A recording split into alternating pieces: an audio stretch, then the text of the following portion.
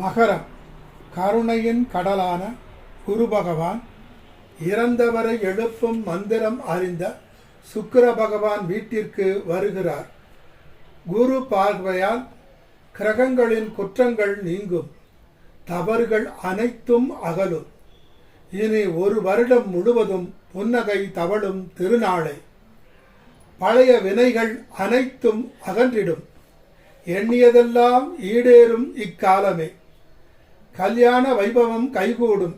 இனி ஆனந்தம் ஆனந்தம் பரமானந்தமே. பகல் இரவை பகிர்ந்து கொள்ளும் தலைவன், குணமிருக்கும் குலமகள், கல்யாண கனவுகள் நனவாகும் நேரம் இதுவே. விரும்பியவரை திருமணம் செய்யும் காலமும் இதுவே ஆகும். அழைக்காமல் வந்து உதவும் தாயுமானவராக மாறிவிட்டார் குரு பகவான். மௌனத்தின் உட்பொருளை அறியும் தன்மை உண்டாகும். அருளோடு பொருளையும் சேர்த்து வழங்கப் போகிறார். பொன்னான வாழ்வு தரப்போகிறார். மூதாதையர்கள் செய்த யோகமும் நீ முற்பிறவியில் செய்த யோகமும் ஒருங்கே சேர்ந்து இந்த ஒரு வருடத்தில் நன்மை தரப்போகிறார் குரு பகவான்.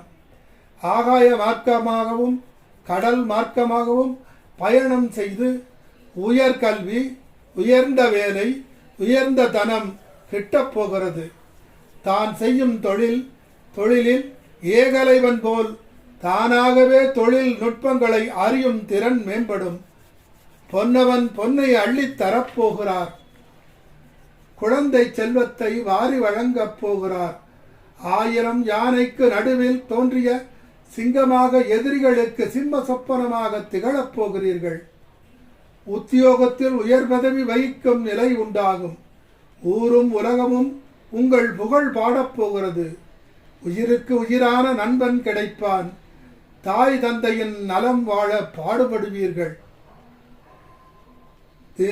தானமும் தபமும் செய்து நிலையான செல்வத்தை தங்க வைத்துக் கொள்ளும் காலம். வியாபாரங்களில் வெற்றி மேல் வெற்றி கிட்டும்.